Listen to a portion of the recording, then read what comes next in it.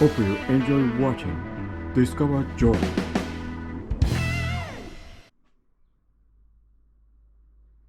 Today, we're making a DIY wooden framed mirror with a shelf. I'll be using this old piece of wood to build it. Alright, let's get started.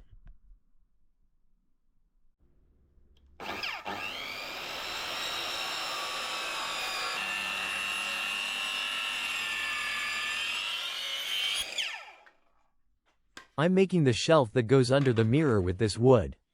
I'll carve a small groove so things won't slide off. I cut it diagonally like this.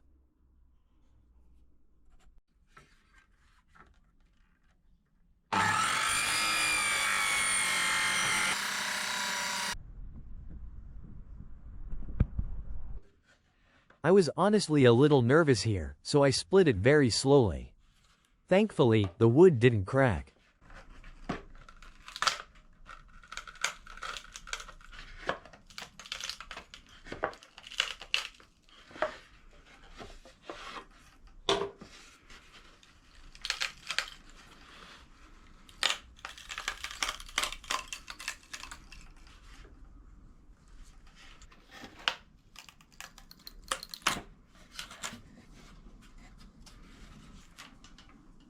Now I'm cleaning up the rough edges of the wood.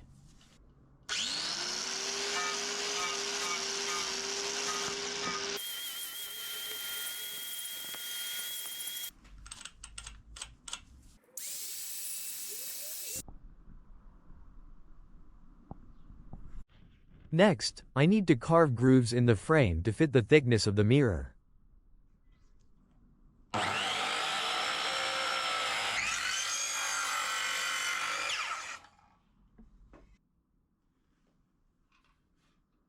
This part is actually pretty difficult without proper tools.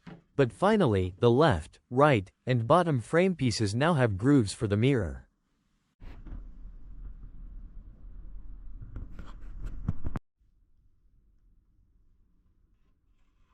Now I'm cutting the frame to match the curve of the mirror.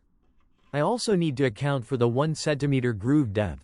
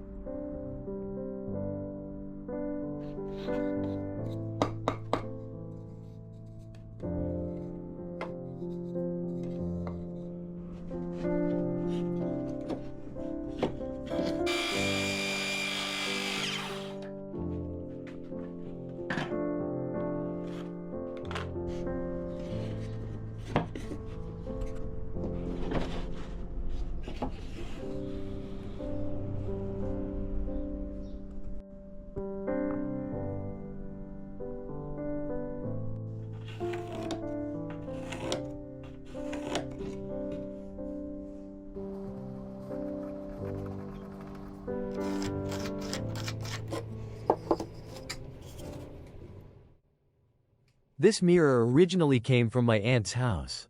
I kept it stored away for years, hoping I could use it someday.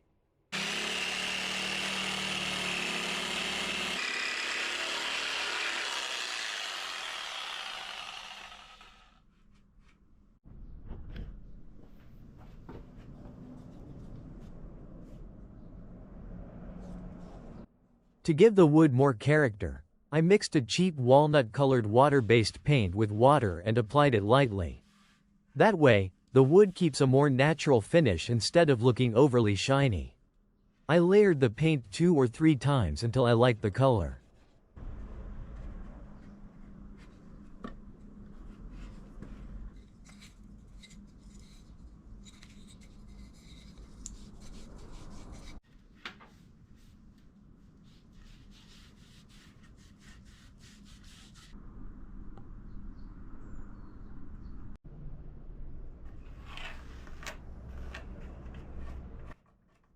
Next, I'm attaching the shelf with screws.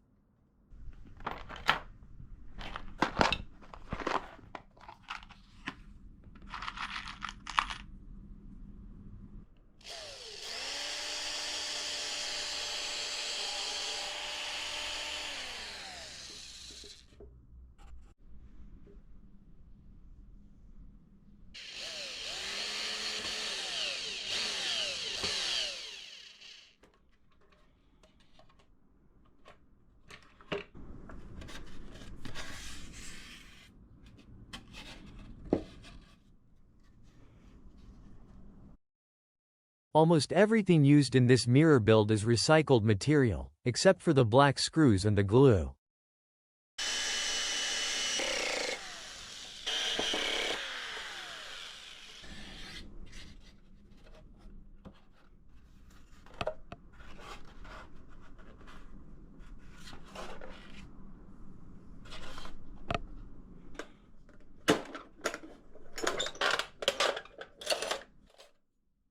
Glue alone didn't feel strong enough, so I used an old door hinge to create a latch-like support.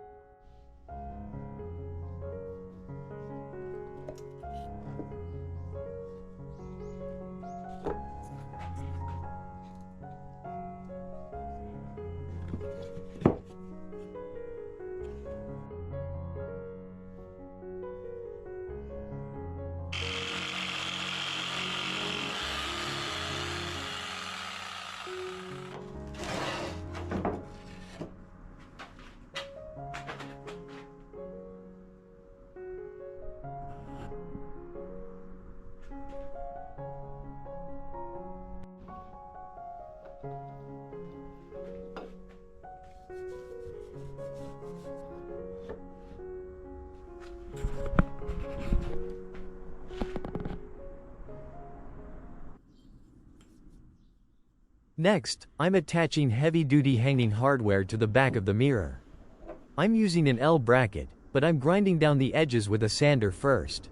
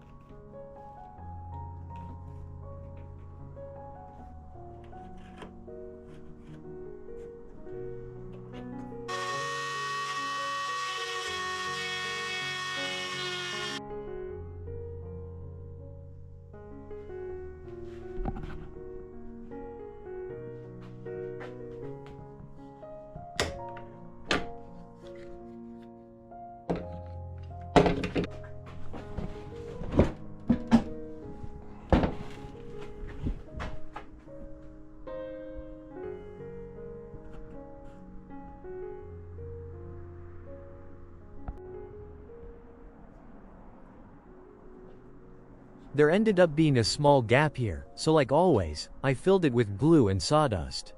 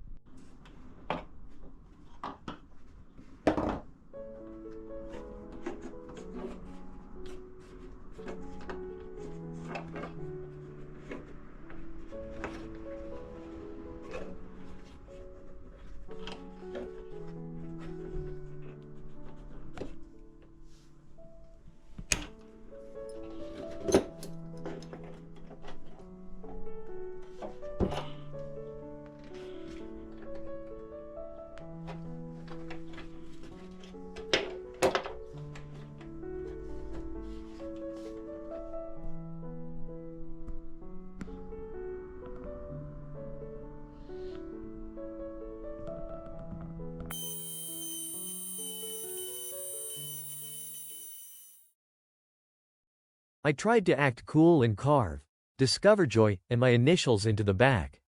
But I think some of you already know what happens when you grind too deeply into the back of a mirror. I honestly didn't know. The mirror was thick, so I thought it would be fine. So I kept grinding deeper and deeper. And as you can see, the mark came straight through to the front of the mirror. Right in the center.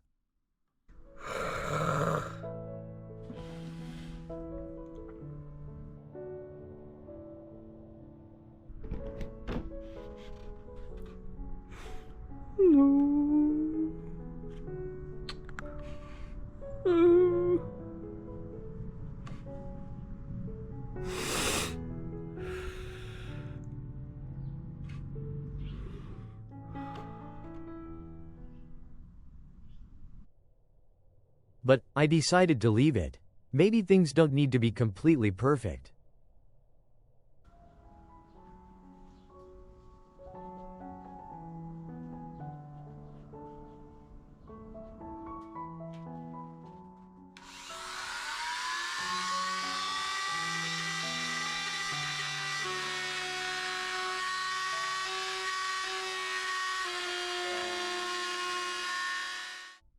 I carved the word echo at the top of the mirror. For some reason, I felt like this mirror needed a name. Its name is Echo. When someone looks at this mirror, I wonder if they'll ask why it's called Echo. They might notice the mark in the center and wonder how it got there. I think it's the imperfections that give an object its story. Things don't always go as planned, but sometimes that's exactly what gives them character. May your life be colorful. Until next time.